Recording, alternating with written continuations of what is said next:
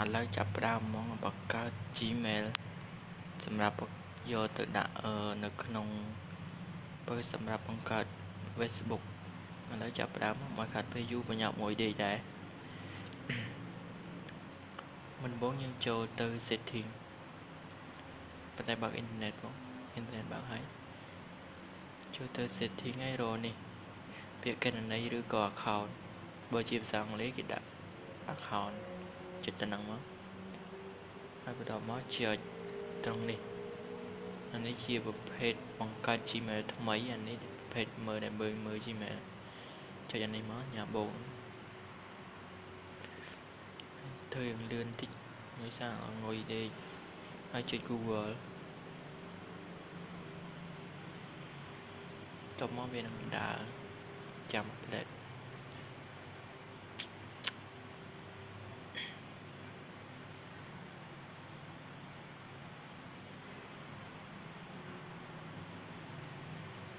ដោយសារអ៊ីនធឺណិតរៀង slow បន្តិច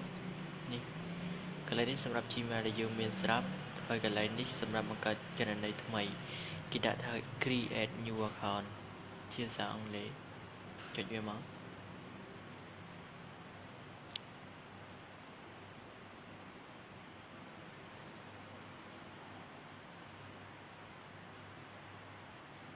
នេះជានាមតកោនាមខ្លួននេះយើងដាក់មកដូចជាអីខ្ញុំសូមដាក់ឈ្មោះខ្ញុំតែម្ដងដាក់បូរ៉ាស្រីណាមជាមួយកូនមកណា sorry ដែលសាច់ទូរស័ព្ទវាឬតាមផ្លែត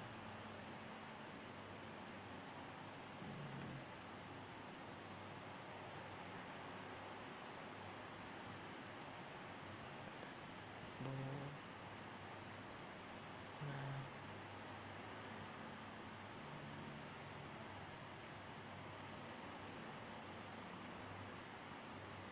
ស្រីណា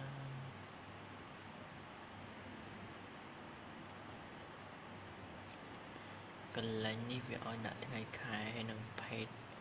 ខ្ញុំសូមដាក់ថ្ងៃ14ខែសីហាឆ្នាំ1994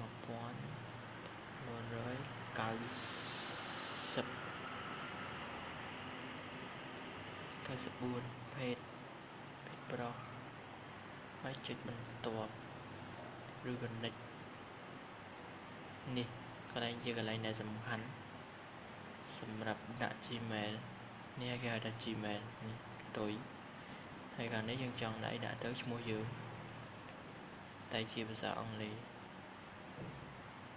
ចាំថ្ងៃក្រោយអូ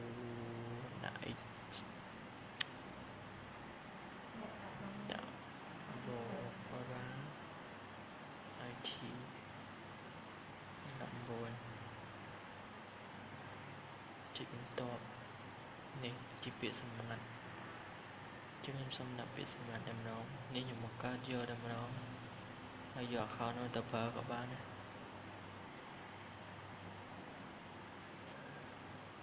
សំលាក់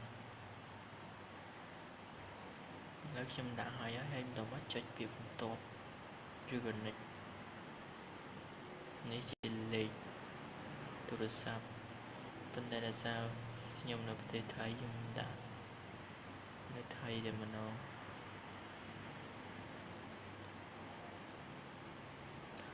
Thailand នៅណាចេះឃើញហើយ Thailand TH ដាក់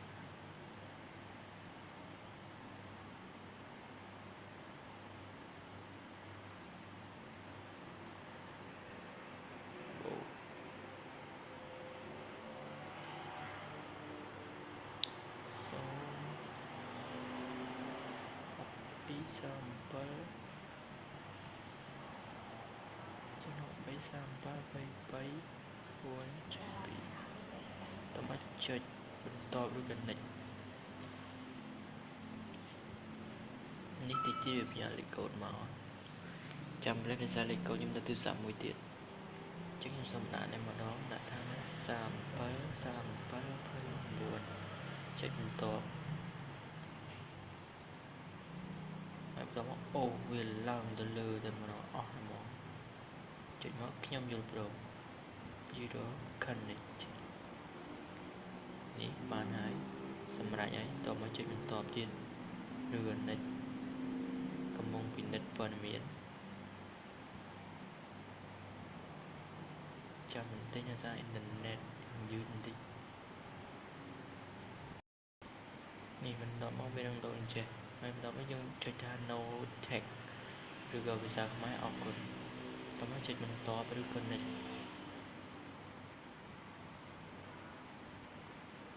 នេះមែនទេទូរស័ព្ទ error